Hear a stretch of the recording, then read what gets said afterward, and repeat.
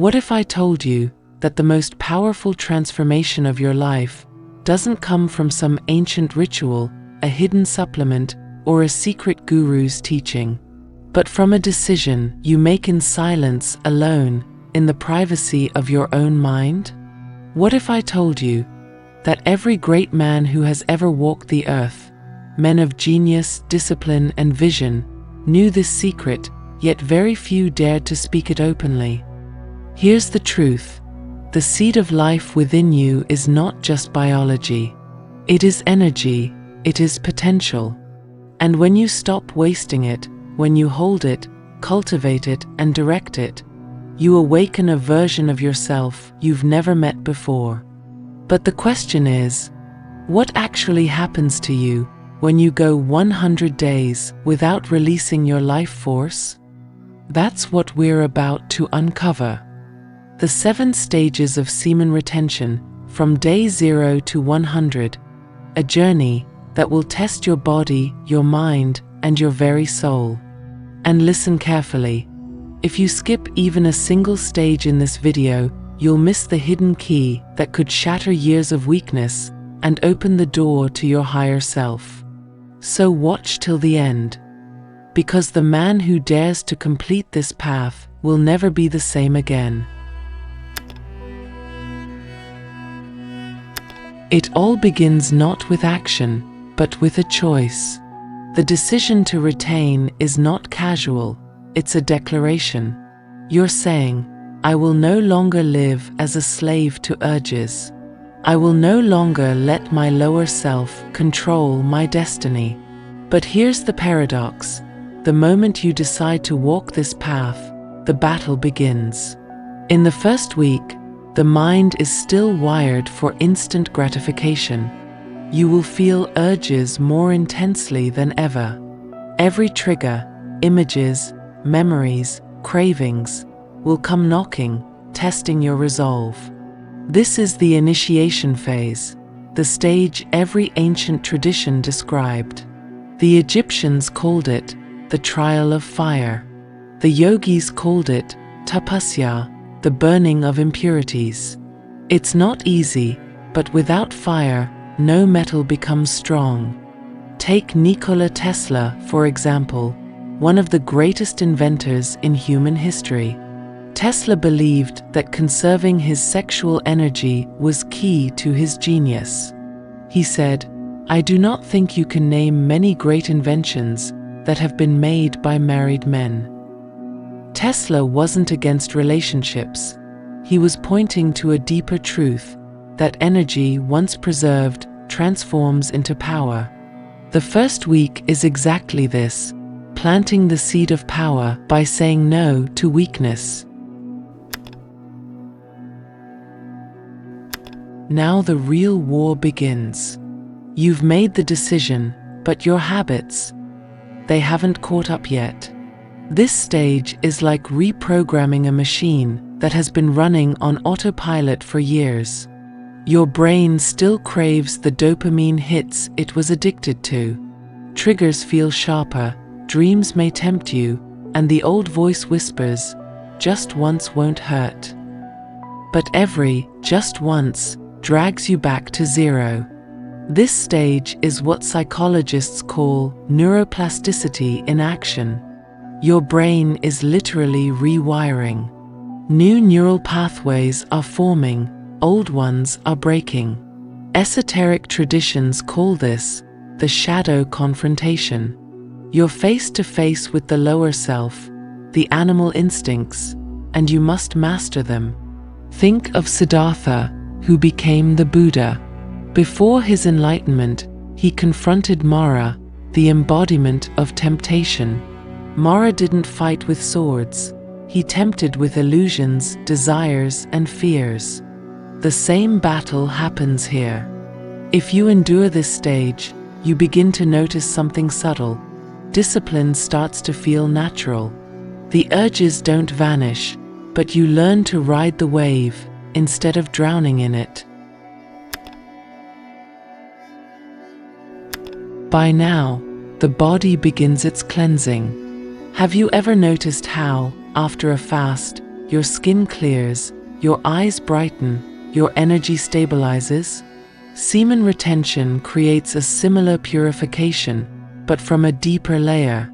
Around 3 to 4 weeks in, your body realizes the old pattern is broken. It starts redirecting energy once wasted into repair and regeneration. Sleep becomes deeper, stamina rises, even your skin may begin to glow. But beware, this is also the stage where your body will test you. Random urges appear more aggressively, night emissions may occur. Energy surges can feel overwhelming. Think of it as a system reboot. When you clean out an old computer, sometimes it glitches before stabilizing. In ancient yogic texts, this was described as the purification of ojas, the vital essence. Ojas, once preserved, fuel strength, radiance, and immunity. This stage is both a gift and a trial. Your body is cleaning itself, but only if you hold the line. If you reach this stage, you'll feel a shift. Energy becomes your new normal. You wake up earlier without forcing yourself. Workouts feel more powerful. Tasks you used to avoid now seem effortless. Why? Because the life force is no longer leaking away. It's being recycled, transmuted into vitality. Esoteric teachings say, energy is never lost, it only changes form. The energy you once wasted is now turning into motivation, drive, and clarity. Consider Leonardo da Vinci, known as the ultimate Renaissance genius, painter, scientist, inventor. His journals hint at a life of intense self-discipline. He believed in controlling desires to fuel creativity. Whether or not he practiced semen retention, he lived by the principle of conserving energy and transmuting it into genius. But there's a danger here: ego. You'll feel powerful, magnetic, maybe even superior.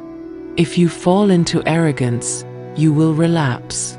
Because energy without humility burns the holder. Channel this vitality into creation, into work, into art, into service.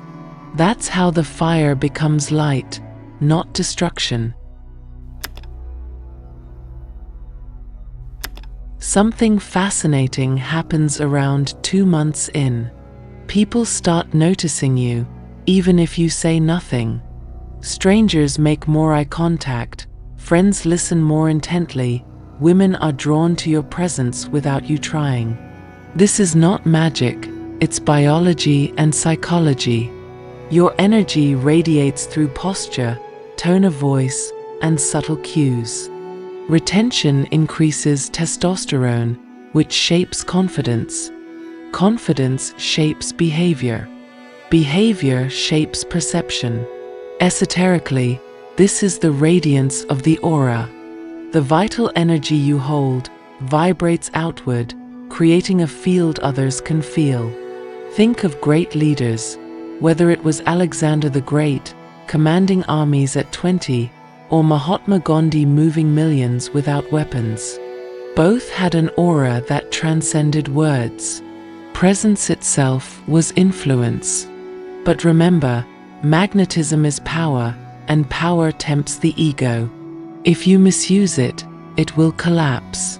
If you honor it, it grows. By now, the energy has climbed higher. It's no longer just in the body, it reaches the mind. You'll notice sharper thinking, quicker decisions, and an almost mysterious intuition. You sense people's intentions more clearly, you make choices that just feel right, creative ideas flow effortlessly. Esoteric traditions describe this as energy rising toward the higher centers, the seat of intuition, sometimes symbolized as the third eye. Pythagoras, the ancient philosopher and mathematician, insisted that mastery over desires was key to accessing higher wisdom. He wasn't just speaking of mathematics, but of perception itself. At this stage, you're no longer just surviving retention. You're using it, harnessing it, living with it as an ally. This is the threshold, the rebirth. By now, you're not the same person who started. The urges no longer rule you. Your energy is balanced, your mind is calm, your spirit feels anchored.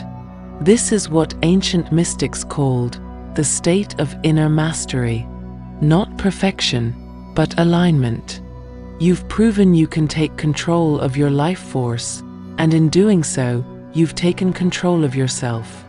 Imagine being in chaos, noise, stress, temptation, but inside you feel unshakable, calm, centered.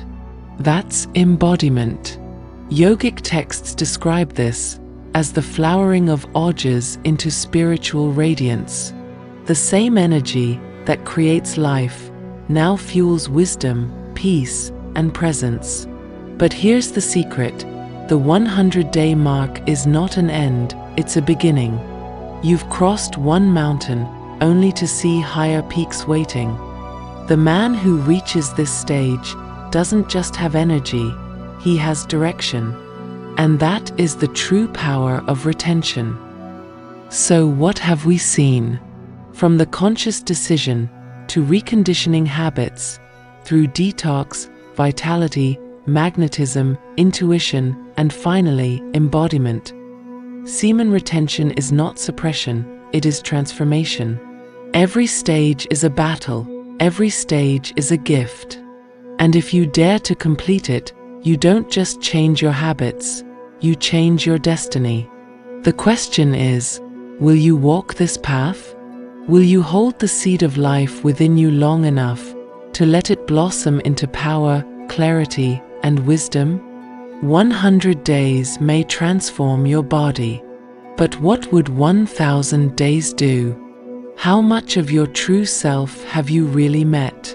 Think deeply, because the journey begins the moment you decide.